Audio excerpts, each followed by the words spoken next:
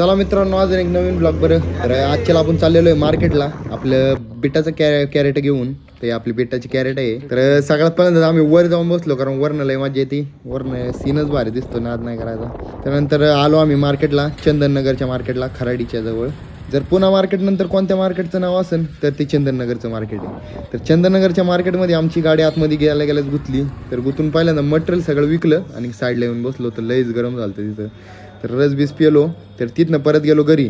तर घरी गेल्यावर ओमकार भाया म्हणला चल आपल्याला जरा बाहेर जायचं आहे. तर गाडी घेऊन गावातून चक्कर मारत मारत ओमकार भायाची घरी आल्यावर काय दिसलं, गडी पाईपच गोळा करत बसलाय. तर पाण्याचं पाईप पण जागेवर ठेवून आम्ही गेलो मित्राच्या कॅफेवर. तर तिथे मित्राच्या कॅफेवर गेलो, काय दिसलं की मित्राने आणलं होतं कुत्र्याची ब्रीड. काय ती मला पण नाही माहिती, कमेंटमध्ये सांगा तुम्हाला माहिती असेल तर. लईच क्यूट कुत्रं होतं. तर तिथनं गेलो मस्जिदमध्ये, नमाज बिमाज पडून आम्ही तिथं खजूर बिजर वाटून आमची ही चर्चा करून तिथनं गेलो ग्राउंडवर. तर ग्राउंडवर सगळे पोरं जमलेली होती आणि व्हॉलीबॉलचा मॅच खेळण्यासाठी टॉच उडवायचं चालूच होतं. काय टॉचवर आपला ब्लॉग संपूया, भेटूया पुढच्या ब्लॉगमध्ये.